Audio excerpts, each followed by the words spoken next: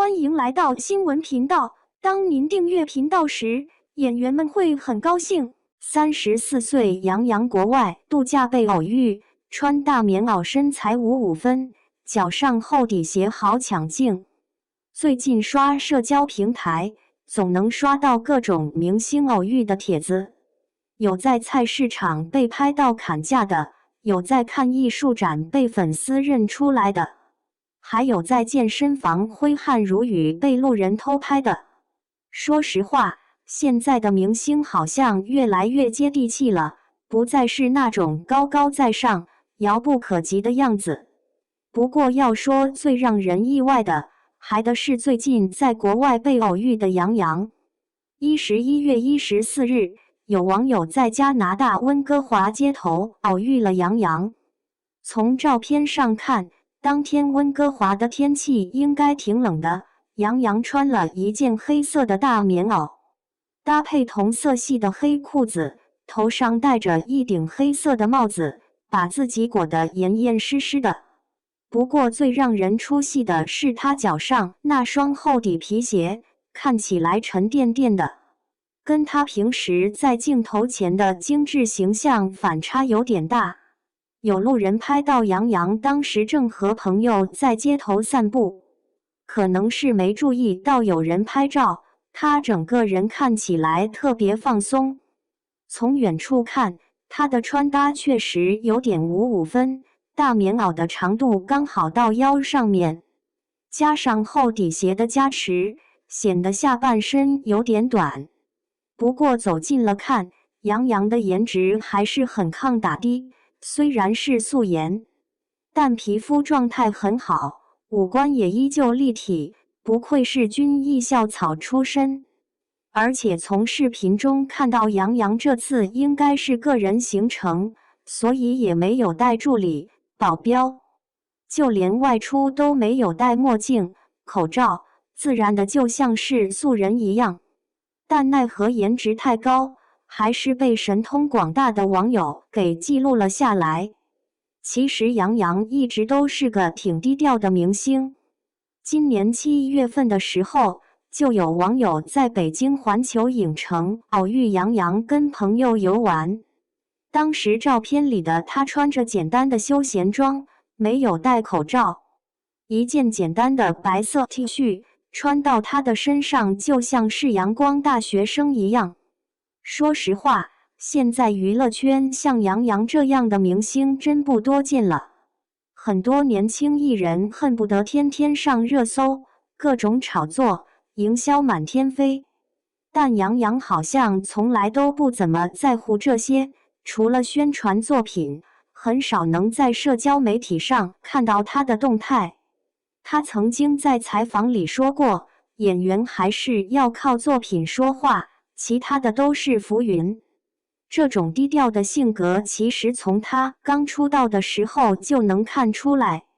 记得他演《红楼梦》的时候还是个新人，但已经能沉下心来研究角色。后来凭借《微微一笑很倾城》爆红，成为4大顶流之一。他也没有趁着热度疯狂接综艺、拍广告，而是选择去拍一些有挑战性的正剧，比如《特战荣耀》里的军人角色。但最近2年，杨洋好像有点消失在大众视野里，没有频繁的曝光，也没有什么绯闻八卦，很多人都以为他是不是人气下降了。但其实人家是在默默搞事业呢，像是前不久爆火的《凡人修仙传》，还有待播的武侠剧《雨霖铃》，这都是爆款大制作。说真的，杨洋选择低调真是选对了。前几年他因为一些角色被网友吐槽太端着，路人缘有点下滑。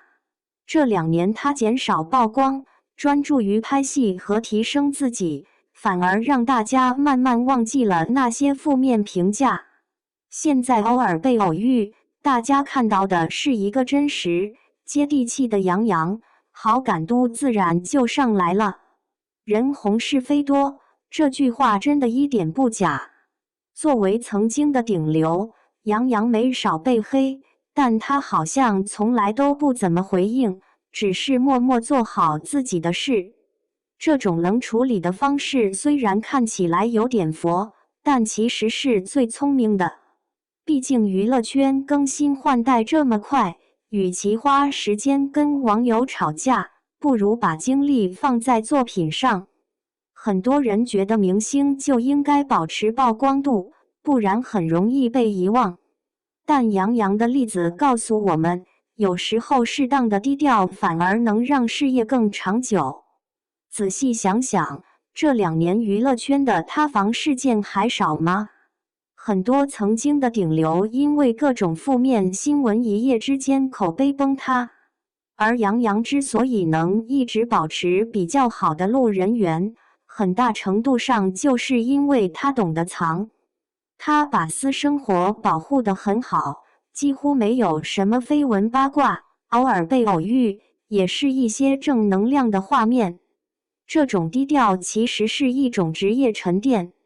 杨洋这2年接的角色都很有挑战性，从军人到程序员，再到古装剧里的侠客，他一直在尝试不同的戏路。这种对演技的打磨，虽然短期内看不到什么效果，但长期来看，肯定能让他的戏路更宽，走得更远。而且现在的观众越来越理性了，不再只看颜值和流量，更看重演员的实力和人品。杨洋这种低调做人、高调做事的态度，其实很符合当下观众的审美。他用自己的行动证明，真正的顶流不是靠炒作和营销，而是靠作品和人品说话。这次杨洋在温哥华被偶遇，其实给我们提了个醒，明星也是普通人，他们也会怕冷，也会穿得接地气，也会在街头做一些暖心的小事。我们没必要把他们捧上神坛，也不用对他们过于苛刻。现在的娱乐圈好像越来越强调真实感，从生图到偶遇，大家都在追求明星最真实的一面。这种趋势其实挺好的，它让明星和观众之间的距离更近了，也让娱乐圈少了一些浮躁和虚假。最后想说，不管是明星还是普通人，最重要的都是做好自己。杨洋用他的低调和努力告诉我们，成功没有捷径，只有一步一个脚印的往前走，才能走得更远、更稳。希望他以后能给我们带来更多好作品，也希望娱乐圈能多一些像他这样的清流。